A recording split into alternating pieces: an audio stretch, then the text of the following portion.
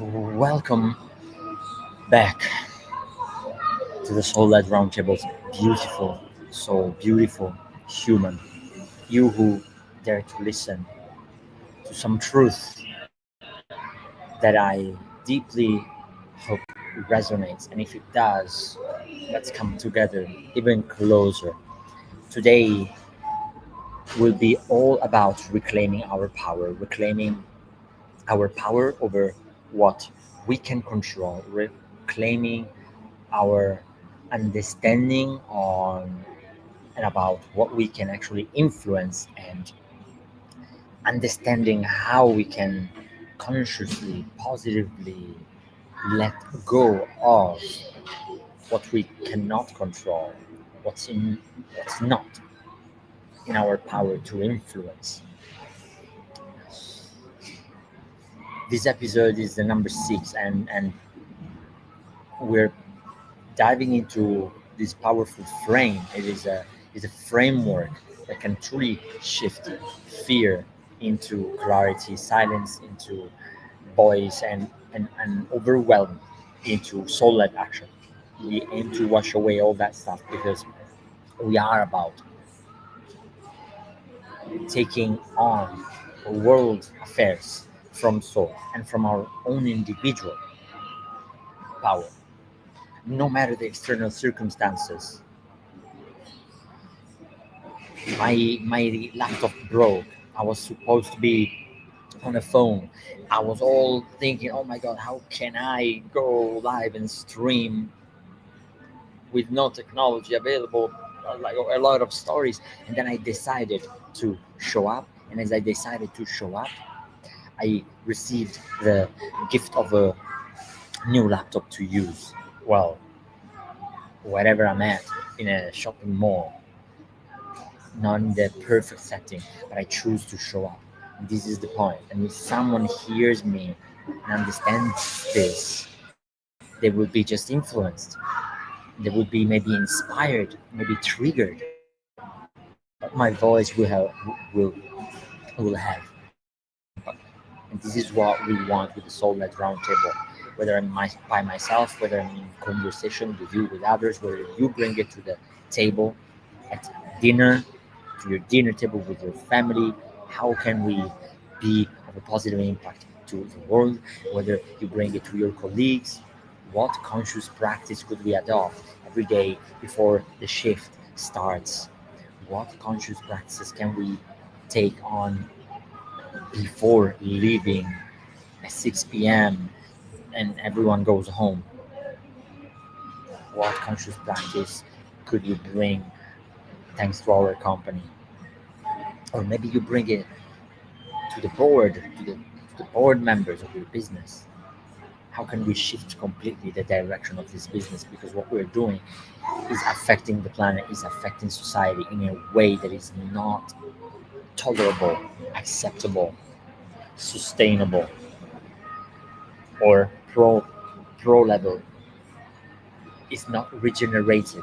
Maybe we are sustainable, but we want to regenerate the planet, heal,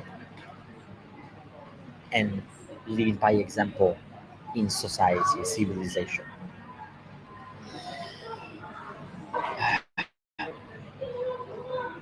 Right now, the world feels pretty chaotic, feels pretty heavy, and it's like the problems are a bit too big for us, too far, too late. It's like there's all this illusion of being defeated, and silence is accepting. I was talking to my partner, my business partner, Crystal, about this, and she shared with me a conversation that she had, and the feeling that emerges that we accepted the defeat, and the more we accepted the defeat, yeah, we accepted the powerlessness, the more we empower the ones who have control over more than what we think we have. And today we dive into this framework. This framework is being made famous. I'm not sure it was originally um, created by him, but Stephen Covey in his book, the Seven Habits of highly effective people, in that book. And I think I even quoted the name of the book wrong. I'm not pretty sure in this very moment. Didn't write it in my notes. In that book, he shared of these um, three concert three concentric circles framework. That is the circle of concern. That is the one outside, the one that normally we don't have direct control over. The circle of influence, which is where our energy can ripple outward, which is while in the circle of concern, there's everything that worries us or impacts us inevitably because we live in this planet. Circle of influence is a circle where our actions and our thoughts and our behaviors and our living has an influence, not direct maybe, but our way of living ripples. And then there's a circle of control, the smaller circle, the circle inside where things are fully or should be fully ours to lead and shift.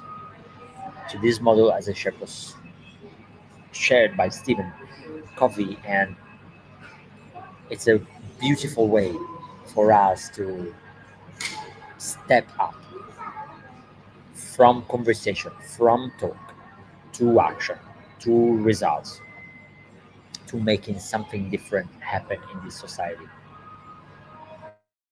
It is not even to manage our lives, it is to reclaim it, reclaim our life and our power back.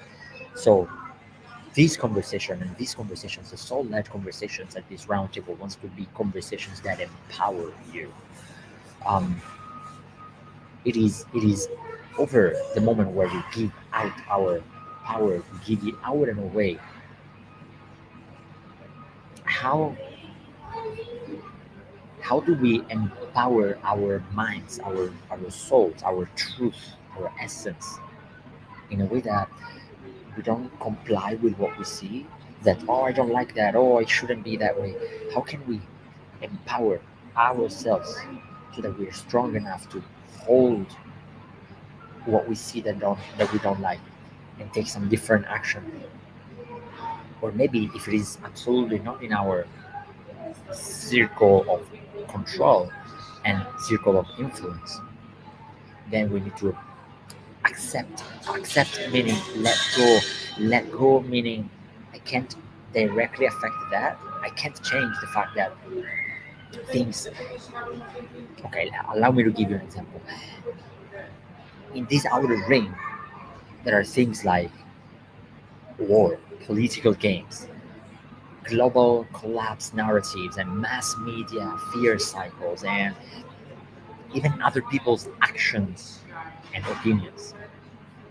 Those are outside. Those can fall into the circle of influence eventually. We can influence everything to a certain extent, to the extent of our own development, of our business influence, of our personal circle, and how famous we are, how known we are, how big is our community. That means that our circle of influence expands. But there are things that still will be decided by higher powers compared to our own individual or community circle. So those things concern to us, and what we can do is to expand. It is to expand ourselves so that we can more and more get into influence those. So let me stay in the outer ring for now. You really need to imagine three rings. One is the outer ring, that is the things that you can't control, and it's also about your energy, your energy, and how energetic you feel, so that you focus on things that you truly can impact through. So those things, if I start thinking of war and political games, I'm not a politician. I'm not someone who can start or stop a war. I don't have the decision making power over that. I'm not a big. I'm Elon Musk is not a politician. Elon Musk is not a a someone with the direct decision making control, but he has like this massive business. And I'm giving the example of him because I called him forward. And now in the previous episode, these people with big resources, that could be many others, many other businesses. You can go into the business like Monsanto or Amazon or like whatever other business, like these massive, big, giant monsters that have direct influence on our lives. So if I start draining my energy into them, I risk to lose control over what's in the immediate. What happens when we live in this circle? We feel powerless. We feel that we need to stay silent. We numb. We numb because we have this overwhelming emotion. So we lose time, clarity, and presence. The truth, the soul truth, and maybe an uncomfortable truth because you really want to do something about things, about the world. This is not your home. This is this is a sentence that is a very powerful sentence. This is not your home. This is your mirror. Is where you can look at to see how you feel about it, so you know eventually what in your own circle of influence and control, what you can do into those. But it's not your home. It's not where you live. It's not what you can directly change and put your hands upon. You can respond to your call within that circle. If you're annoyed by it, you can then search within and understand what is the smaller action, my own individual starting point that will over time grow in influence and ripple. So there's this ripple field. If you want to give a name to the circle of influence, is the ripple field. Let's move on to that. This is where your words, your energy, and example touch others. Your family conversations. Have conversations like this one at the dinner table. Have conversations like this one in your break at work. Have conversations like this one on a golf day with your business partner. This is where your content touch others. Content you share online. This is where your energy that you carry into shared spaces affect others. How do you walk into a place like all shrunk or tall and tall and tall and powerful, tall and bright and radiant? That affects others' field. So you can't make people change, and that is the truth. You can't make people change, but you can embody something and someone that invites them to rise. This is why we said earlier, you can't control people, other people's opinion and actions, but you can certainly influence them. Because if your field, if your energy is strong, then you absolutely have a resonance to them that is like, wow, they might get inspired. They might choose to emulate their action. And you don't have to have thousands, millions of followers in whatever platform. You don't need that. Because you already have the people around you. And there's so many people who are passing around here. They're not used to this. The guy even stopped to listen and nodded. The guy nodded. It's like, so this is already worth something. Because this guy is like, ah, wow, okay. It's been influenced because I chose to speak up. Some people you know, some people you don't know. You spend so much time every week with the same people? How do you show up with them, for them, and around them? So this is where your frequency becomes contagious. Do you know? So there's the word radioactive. Okay, this is what I have been saying uh, throughout the year. You need to become radiant active. You need to become contagious, dangerous for the status quo that we're living in. If we don't like the society, the situation we're living, we become radiant and active. This is the field that you choose so that you can touch others, so that your soul touches others. So ask yourself, what conversations can I activate? What conversations can I initiate? What seeds of awareness can I drop? What examples can I live? What is the example that I can give so that truly, truly, the ones that are the closest to me start opening their ears, and maybe I live in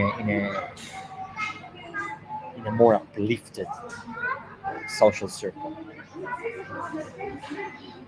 And you never know what, you absolutely never know how much impact you have. There's so many stories about it. So what spaces are you here to upgrade with your truth? Ask yourself, what spaces am I here to upgrade with my truth? What is my truth? What is the thing that bothers me, that sort of like my mission? If it bothers me, it's my mission. If it bothers me, I can have a say about it. Stop the silence. Stop the compliance about the things that annoy you. Circle of control. This is the inner ring. This is what no one can take from you, and this is what you have the ability to respond to, and it's your tools. This is the sacred core of this framework. Your breath, your thoughts, your food, your movement, your rituals, your screen time, and what on the screen time, your yeses and nos, your money choices, who you're giving money to, who you're not giving money to, the conscious business or the um, business that cuts down the Amazonas, your voice, the way you choose to speak, what you choose to speak, your soul frequency, and how you cultivate it, your diet, because it gives you energy that you show up into the world with, your physical exercise, because it keeps you strong so that something happens, you're ready to physically enact with that. This inner ring is fundamental, is how you cultivate that radiant you. So today I went a bit more into this framework because I really wanted to bring something concrete, and starting on next time, next conversation, next Soul-Led Roundtable, there will be guests with us who will share their knowledge and their wisdom so that we bring the different areas, the different topics where we can empower ourselves so that society truly changes. It will be one or more guests, and this starts next week in August, as I am streaming right now. It's the last stream for July 2025, and in August we'll begin sharing it from a conversational perspective, and also giving pieces of wisdom, of knowledge to be implemented concretely.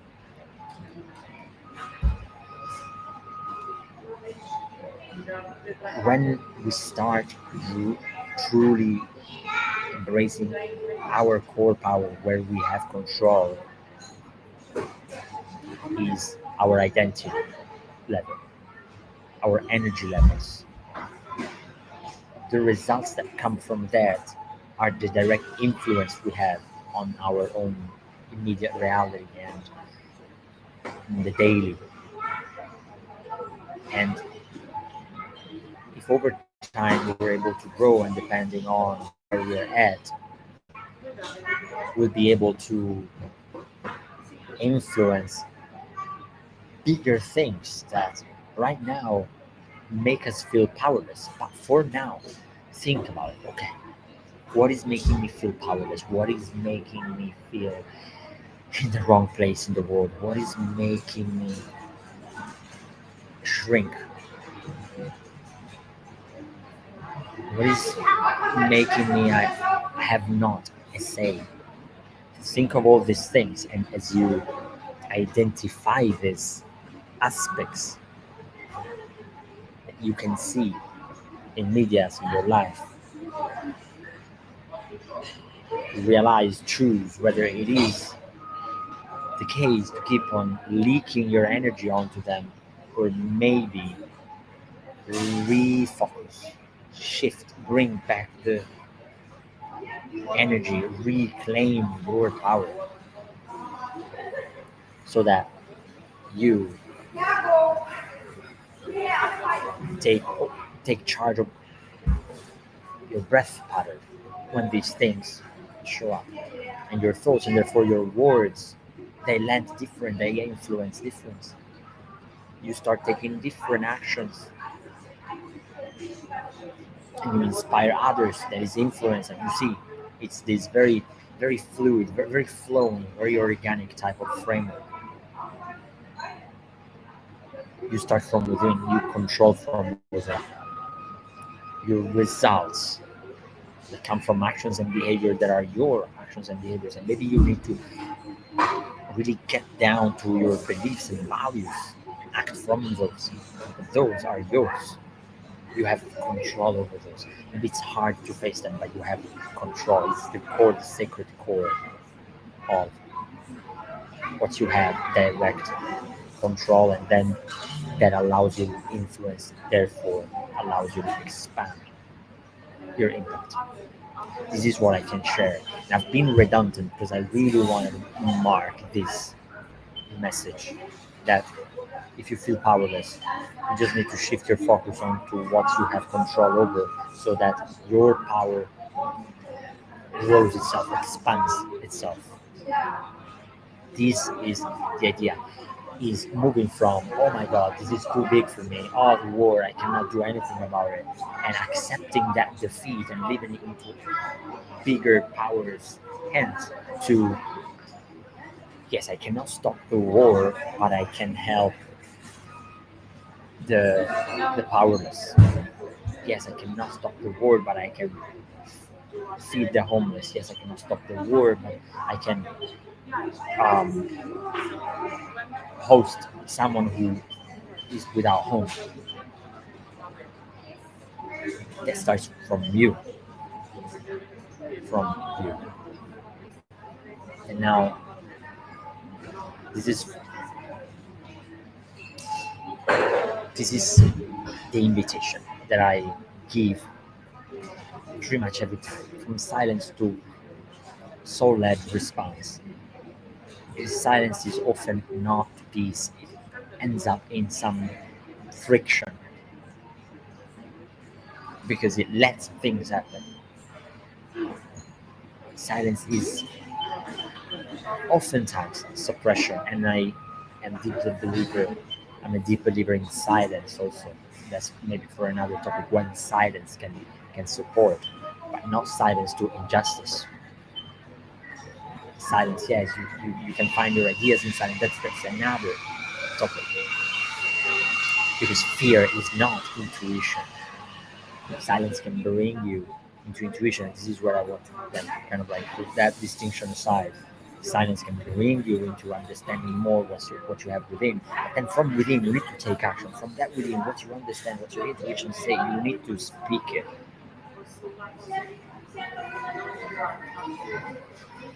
So, fear, when you're afraid of something, it's just ungrounded attention to something that fears you, that scares you, that wants to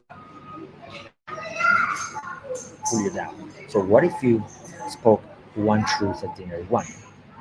Choose one truth. One truth at dinner, one truth at the break, lunch break table. What if you made one soul-led decision in your business? What could you change that you already know, that you already have seen, can be changed, can be shifted?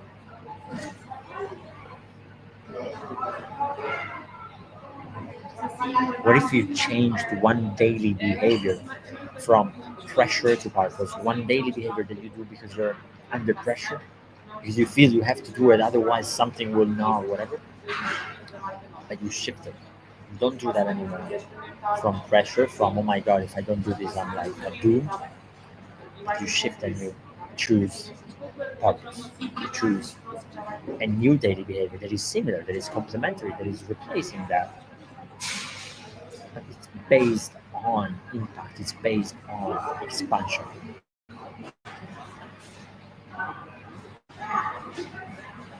That's the real work, and it's how you build a soul-led life, and it's how we all come together in a soul-led civilization. So, three questions for you, three more questions for you.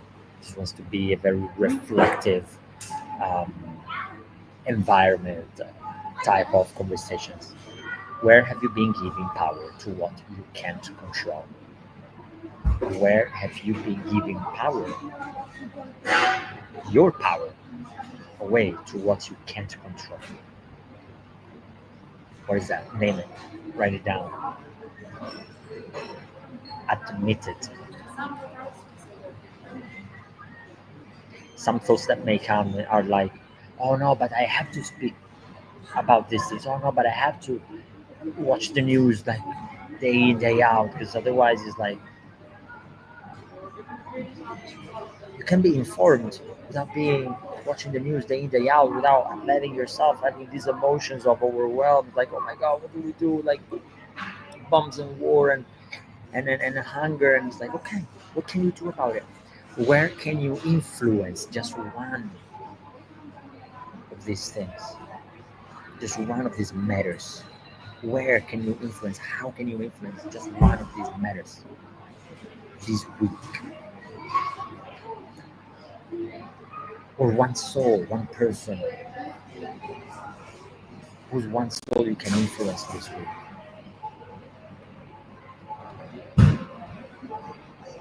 And ultimately, third question, what is one thing in your control that you can shift today, in the next hour, right now as you're listening? What is one thing that it is in your control that you can shift today?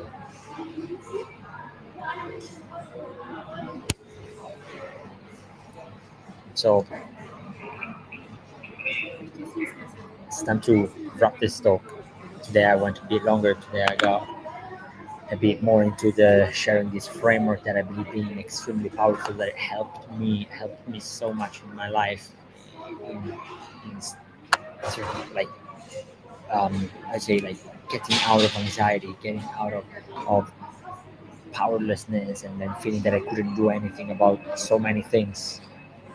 It got me empowered to take charge of my health, of my relationship, of my like.